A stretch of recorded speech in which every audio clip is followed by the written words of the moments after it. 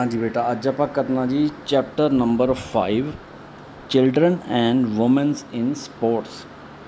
सब तो पहला यदि आप इंट्रोडक्शन करनी है। स्पोर्ट्स चिल्ड्रन एंड वूमेंस ਲਈ इंपॉर्टेंट ਹਨ।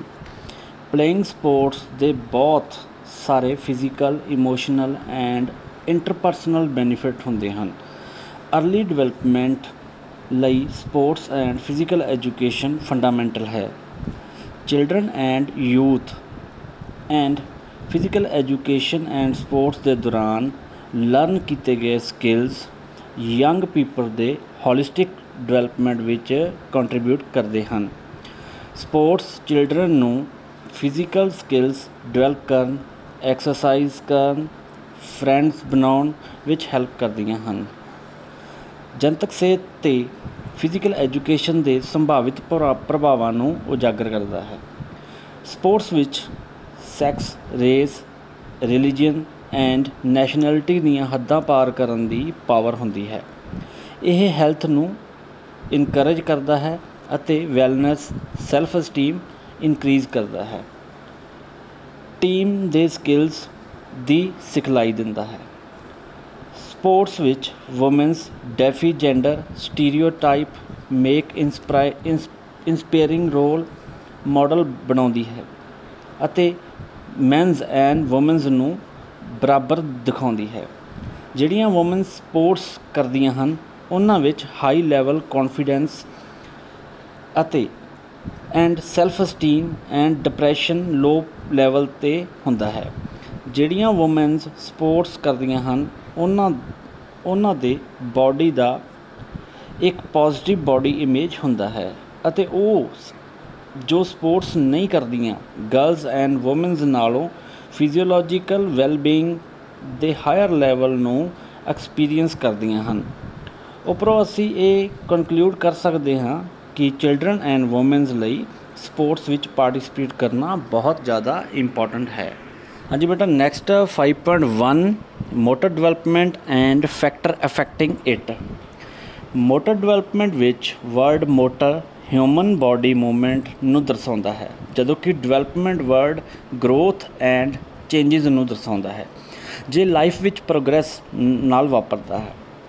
इस तरह motor development birth to death तक movements and various motor abilities के डिवेलपमेंट नूं दर्शाउंदा है। चिल्ड्रन विच मोटर डिवेलपमेंट चिल्ड्रन दियां बोन्स मसल्स एंड इस दे आले दुआले उस दियां एनवायरनमेंट विच मैनीपुलेट करन दी एबिलिटी नूं दर्शाउंदा है। नैक्सट बेटा ये डेफिनेशन आ गई according to Payne VG and Isaacs LD।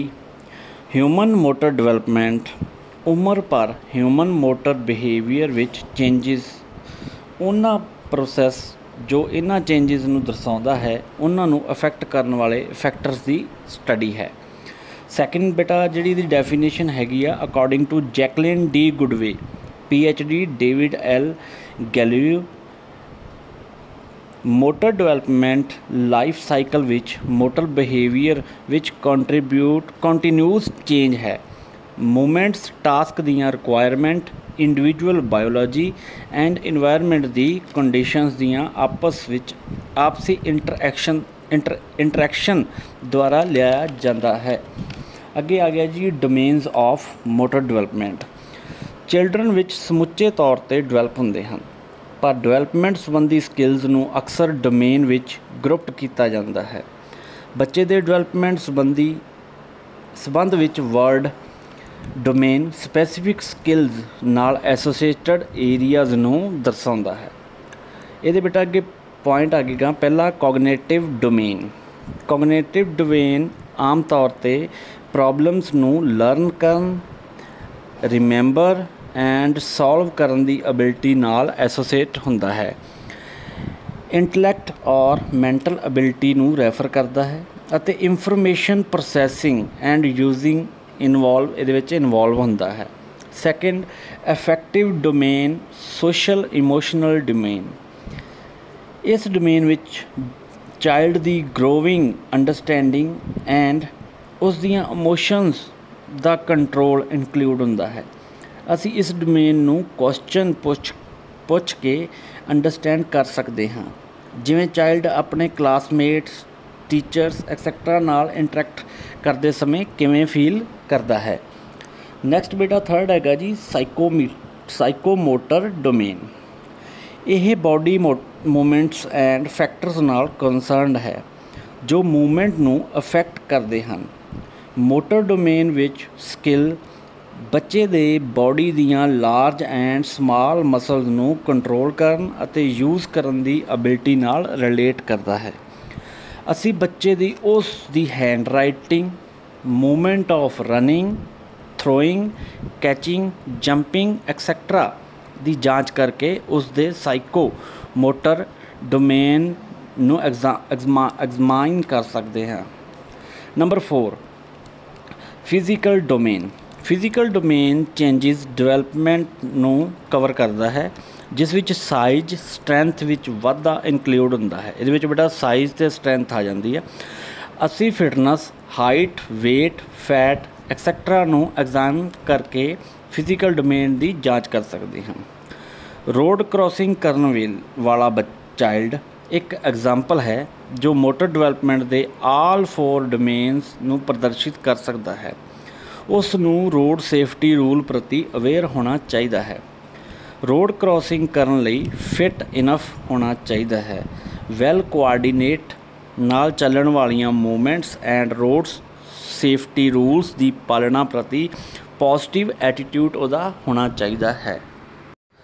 ਜੇਕਰ ਕੋਈ ਚਾਈਲਡ ਬਾਲ ਥਰੋ ਕਰਨਾ ਸਿੱਖਦਾ ਹੈ ਤਾਂ ਉਸ ਨੂੰ ਪਹਿਲਾਂ ਬਾਲ ਹੋਲਡ ਕਰਨਾ ਪਏਗਾ, ਫਿਰ ਬਾਲ ਨੂੰ ਰਿਲੀਜ਼ ਕਰਨਾ ਪਏਗਾ, ਨੈਕਸਟ ਡਰੋਪ ਦਾ ਬਾਲ, ਫਿਰ ਬਾਊਂਸ ਦਾ ਬਾਲ, ਰੋਲ ਦਾ ਬਾਲ ਐਂਡ ਫਾਈਨਲੀ ਦੋਵਾਂ ਹੱਥਾਂ ਨਾਲ ਬਾਲ ਨੂੰ ਇੱਕ ਹੱਥ ਨਾਲ ਥਰੋ ਕਰਨਾ ਅਤੇ ਬਾਅਦ ਵਿੱਚ ਓਵਰ ਆਰਮ ਔਰ ਅੰਡਰ ਆਰਮ ਥਰੋ ਕਰਨਾ ਐਕਸੈਕਟਰਾ ਸ਼ਾਮਿਲ ਹੁੰਦਾ ਹੈ।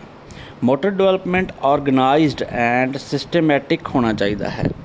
ਪ੍ਰੋਡਕਟ ਔਰ ਪ੍ਰੋਸੈਸ ਦੁਆਰਾ ਮੋਟਰ ਡਿਵੈਲਪਮੈਂਟ ਨੂੰ ਅਸੈਸਡ ਕੀਤਾ ਜਾ ਸਕਦਾ ਹੈ। ਰੇਸ ਰਨਿੰਗ ਵਿੱਚ ਟਾਈਮ ਇੱਕ ਪ੍ਰੋਡਕਟ ਹੁੰਦਾ ਹੈ ਅਤੇ ਰਨਿੰਗ ਇੱਕ ਪ੍ਰੋਸੈਸ ਹੁੰਦਾ ਹੈ। ਸ਼ਾਟ ਪੁੱਟ ਡਿਸਟੈਂਸ ਵਿੱਚ ਇੱਕ ਪ੍ਰੋਡਕਟ ਹੁੰਦਾ ਹੈ ਅਤੇ ਸ਼ਾਟ ਲਗਾਉਣਾ ਇੱਕ ਪ੍ਰੋਸੈਸ ਹੁੰਦਾ ਹੈ। We can classify motor movement under the following heads. ਹੁਣ ਮਸਕੂਲਰ ਐਸਪੈਕਟਸ ਕੀ ਹੁੰਦੇ ਨੇ, ਇਹਦੇ ਵਿੱਚ 2 ਚੀਜ਼ਾਂ ਆ ਜਾਂਦੀਆਂ ਨੇ, ਗਰੋਸ ਮੋਟਰ ਸਕਿੱਲਸ ਅਤੇ ਫਾਈਨ ਮੋਟਰ ਸਕਿੱਲਸ। ਅਤੇ ਇਨਵਾਇਰਮੈਂਟਲ ਐਸਪੈਕਟ ਦੇ ਵਿੱਚ ਓਪਨ ਮੋਟਰ ਸਕਿੱਲਸ ਅਤੇ close motor skills. Fundamental aspect ਦੇ ਵਿੱਚ stability skill, locomotor skill, manipulative skills ਆ ਜਾਂਦੇ ਨੇ। ਅਤੇ ਅੱਗੇ ਟੈਂਪੋਰਲ ਐਸਪੈਕਟ ਦੇ ਵਿੱਚ discrete motor skills, serial motor skills ਅਤੇ ਕੰਟੀਨਿਊਸ ਮੋਟਰ ਸਕਿੱਲਸ ਹੁੰਦੇ ਨੇ। ਹੁਣ ਸਭ ਤੋਂ ਪਹਿਲਾਂ ਆ ਗਿਆ ਬੇਟਾ gross and fine motor skills. ਹਾਂਜੀ ਬੇਟਾ ਨੈਕਸਟ ਆ ਗਿਆ ਜੀ ਗਰੋਸ ਮੋਟਰ ਸਕਿੱਲਸ। ਇਹ ਮੂਵਮੈਂਟਸ ਲਈ ਰਿਸਪੋਂਸੀਬਲ ਹਨ ਅਤੇ ਅਜਿਹੀਆਂ ਐਕਟੀਵਿਟੀਜ਼ ਇਹਦੇ ਵਿੱਚ ਸ਼ਾਮਿਲ ਹਨ ਜਿਹੜੀਆਂ ਬਾਡੀ ਦੇ ਮੇਜਰ ਏਰੀਆਜ਼ ਨੂੰ ਇਨਵੋਲਵਿੰਗ ਹੁੰਦੀਆਂ ਹਨ। ਫੋਰ ਐਗਜ਼ਾਮਪਲ ਜਿਵੇਂ running, jumping, climbing, throwing, standing and sitting gross motor skill ਦੀਆਂ ਐਗਜ਼ਾਮਪਲਸ ਹਨ। ਹੁਣ ਬੇਟਾ ਗਰੋਸ ਮੋਟਰ ਸਕਿੱਲਸ ਕੀ ਹੁੰਦਾ, ਛੋਟੀਆਂ ਛੋਟੀਆਂ ਚੀਜ਼ਾਂ ਹੁੰਦੀਆਂ ਨੇ, ਜਿਵੇਂ ਆਪਾਂ ਰਨਿੰਗ ਕਰਨਾ, ਥਰੋ ਕਰਨਾ, ਜੰਪ ਕਰਨਾ, ਕਲਾਈਮਬਿੰਗ ਕਰਨਾ, ਸਟੈਂਡਿੰਗ, ਸਿਟਿੰਗ, ਇਹ ਸਾਰੇ ਗਰੋਸ ਮੋਟਰ ਸਕਿੱਲ ਦੀਆਂ ਐਗਜ਼ਾਮਪਲ ਹਨ। ਬੱਚੇ ਆਪਣੇ ਲਾਰਜ ਮਸਲ ਗਰੁੱਪ ਦੀ ਵਰਤੋਂ ਕਰਦੇ ਹਨ ਅਤੇ ਉਹਨਾਂ ਦੇ ਗਰੋਸ ਮੋਟਰ ਸਕਿੱਲਸ ਦੀ ਵਰਤੋਂ ਕਰਦੇ ਸਮੇਂ ਉਹ ਆਪਣੀ ਬਾਡੀ ਨੂੰ ਮੂਵ ਕਰਦੇ ਹਨ। ਇਹਨੂੰ ਗਰੋਸ ਮੋਟਰ ਸਕਿੱਲਸ ਕਿਹਾ ਜਾਂਦਾ ਹੈ। ਹਾਂਜੀ ਬੇਟਾ ਨੈਕਸਟ ਫਾਈਨ ਮੋਟਰ ਸਕਿੱਲਸ। ਇਹਨਾਂ ਲਈ ਵਧੇਰੇ ਪ੍ਰਸੈਸ਼ਨ ਐਂਡ ਕੋਆਰਡੀਨੇਸ਼ਨ ਦੀ ਲੋੜ ਹੁੰਦੀ ਹੈ। ਜਦੋਂ ਅਸੀਂ ਆਈ ਐਂਡ ਹੈਂਡ ਕੋਆਰਡੀਨੇਸ਼ਨ ਕਰਦੇ ਹਾਂ ਤਾਂ ਫਾਈਨ ਮੋਟਰ ਸਕਿੱਲਸ ਦੀ ਲੋੜ ਹੁੰਦੀ ਹੈ। ਹਰ ਵਾਰ ਜਦੋਂ ਕੋਈ ਬੱਚਾ ਪੈਨਸਿਲ ਲੈਂਦਾ ਹੈ, ਛੋਟੇ ਖਿਡੌਣਿਆਂ ਨਾਲ ਖੇਡਦਾ ਹੈ, ਉਹ ਆਪਣੇ ਨੱਕ ਨੂੰ ਟੱਚ ਕਰਦਾ ਹੈ ਜਾਂ ਉਹ ਕੋਈ ਚੀਜ਼ ਖਾਂਦਾ ਹੈ ਤਾਂ ਉਹ ਆਪਣੀ ਫਾਈਨ ਮੋਟਰ ਸਕਿੱਲਸ ਦੀ ਵਰਤੋਂ ਕਰਦਾ ਹੈ। ਇਹ ਸਕਿੱਲਸ ਚਿਲਡਰਨ ਲਈ ਸਿੰਪਲ ਜਾਪਦੇ ਹਨ ਪਰ ਉਹਨਾਂ ਦੇ ਡਿਵੈਲਪਮੈਂਟ ਲਈ ਕੌਨਸਨਟ੍ਰੇਸ਼ਨ ਦੀ ਲੋੜ ਹੁੰਦੀ ਹੈ।